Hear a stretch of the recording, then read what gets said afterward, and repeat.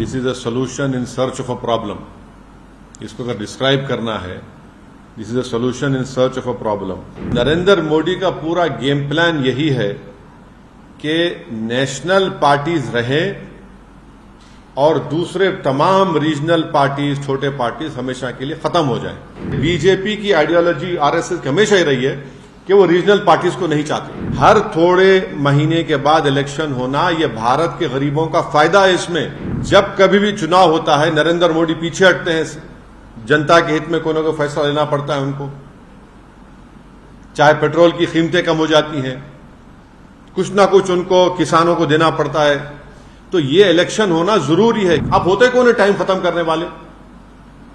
एक लेजिस्लेचर होगा, विधानसभा, तो उसका टाइम होगा ना, टाइम पर चलेगा, वो अपने टाइम पर खत्म होगा। आप कौन होते उसका टाइम खत्म करने के लिए? अच्छा, बीच में अगर सरकार गिर गई, क्या करेंगे आप फिर? ये जो कोविड कमेटी बनाई गई थी, उसके सामने भी मैं खुद गया था, जिसमें हमने इस वन नेशन वन इलेक्शन की मुखालिफत की।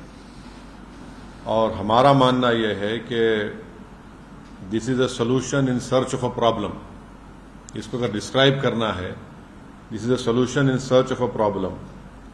अब ये नहीं बताया जा रहा है कि ये करने की क्यों जरूरत पड़ रही है आपको।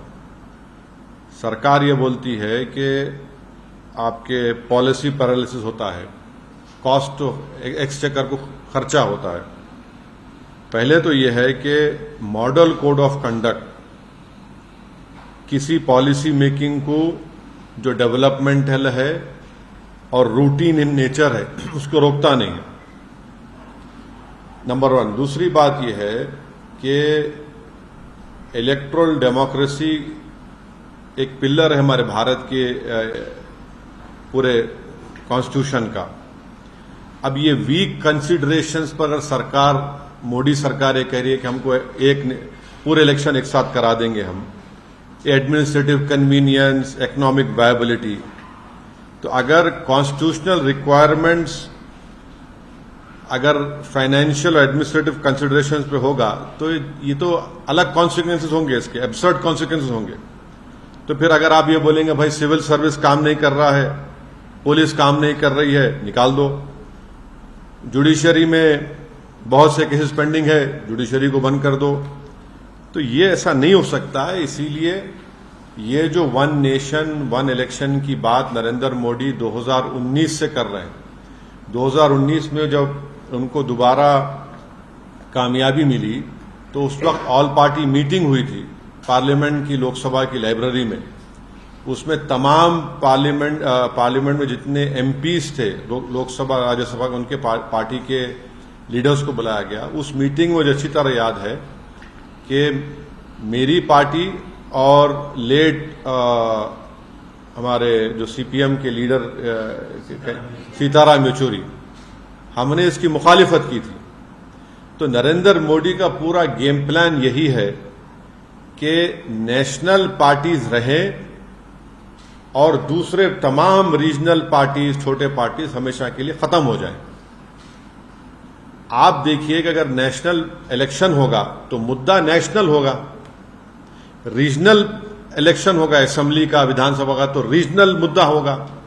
नरेंद्र मोदी ये चाहते हैं कि रीजनल मुद्दा कभी बने ही नहीं।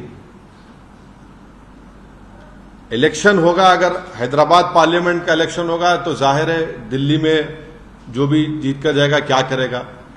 असेंबली का तेलंगाना का इलेक्शन होगा तो भाई आप किसान को क्या देने वाले हैं, हाँ, आप कितने सोशल वेलफेयर के स्कूल्स खोलने वाले हैं, आप हैदराबाद के डेवलपमेंट के लिए क्या करेंगे। तो बीजेपी यही चाहती है कि ये वन नेशन वन इलेक्शन करवाकर, फायदा क्यों है बता रहा हूं मैं आपको। जब कभी भी चुनाव होता है, नरेंद्र मोदी पीछे हटते हैं। जनता के हित में कोई ना कोई फैसला लेना पड़ता है उनको। चाहे पेट्रोल की कीमतें कम हो जाती हैं, कुछ ना कुछ उनको किसानों को देना पड़ता है। तो ये इलेक्शन होना जरूरी है, क्योंकि जो भी सरकार होगी वो हमेशा अपने खड़े भी रहेगी जनता की खिदमत के लिए। अगर आप 5 साल के बाद पूरा चुनाव कराएंगे तो जनता का जो वोट का बार्गेनिंग पावर है हमेशा के लिए खत्म हो जाएगा। अब हरियाणा को चुनाव हो रहा है, महाराष्ट्र को चुना और नरेंद्र मोदी ने कितने मर्तबा जाकर महाराष्ट्र में इनॉग्रेशन किया, बताइए कितने मर्तबा जाकर ये डेवलपमेंट वो डेवलपमेंट का काम मैं कर रहा हूं, फाउंडेशन डाल रहा हूं।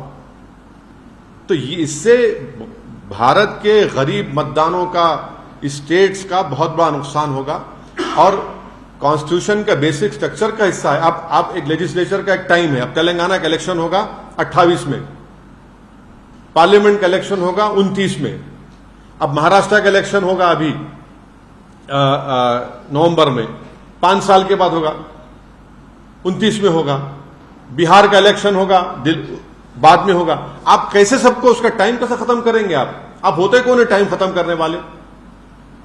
एक लेजिस्लेचर होगा, विधानसभा, तो उसका टाइम होगा ना, टाइम पर चलेगा, वो अपने टाइम पर खत्म होगा। आप कौन होते उसका टाइम खत्म करने के लिए? अब जीएचएमसी का है, अब उसका टेन्योर खत्म होने वाला है, आप बोलेंगे नहीं हम एक साथ कैसे कराएंगे? आप क्यों कराएंगे? अच्छा, बीच में अगर सरकार गिर गई क्या करेंगे आप? फिर क्या करेंगे आप? तो ये भारत के जमहूरियत के लिए, भारत की फेडरलिज्म के लिए, भारत के संविधान के बेसिक स्ट्रक्चर के लिए ये ठीक नहीं है और गरीब जनता के लिए ठीक नहीं है, किसानों के लिए ठीक नहीं है, युवाओं के लिए ठीक नहीं है। पैसे तो हर इलेक्शन के लिए अलॉकेट होते हैं ना, विधान अब बिहार का या हरियाणा का हो रहा है, उसके लिए तो कश्मीर का हो रहा है तो पैसे अलॉट हो रहे हैं, महाराष्ट्र का होगा पैसे अलॉट होंगे और फिर उसके बाद झारखंड का होगा पैसे अलॉट होंगे। तो ये नहीं, ये देखिए कॉन्स्टिट्यूशन जो है ना, आप एडमिनिस्ट्रेशन को, कॉन्स्टिट्यूशन की जो स्कीम है, आप ये नहीं बोल सकते नहीं पैसे बचाने का। पैसे बचाने तो फिर कल कोई उठ के बोलेगा पुलिस को बंद कर दो, आईपीएस को, कोई बोलेगा कोर्ट में इतना पेंडिंग है। कन्वीनियंस के ऊपर ये सब नहीं करेंगे ना। कॉन्स्टिट्यूशन चलेगा तो कॉन्स्टिट्यूशन प्रिंसिपल्स के ऊपर चलेगा। तो बेसिकली नरेंद्र मोदी सिर्फ, क्योंकि बीजेपी की आइडियोलॉजी आरएसएस की हमेशा ही रही है कि वो रीजनल पार्टीज को नहीं चाहते, इसीलिए वन नेशन वन इलेक्शन का एक मार रहे हैं तुग्गा।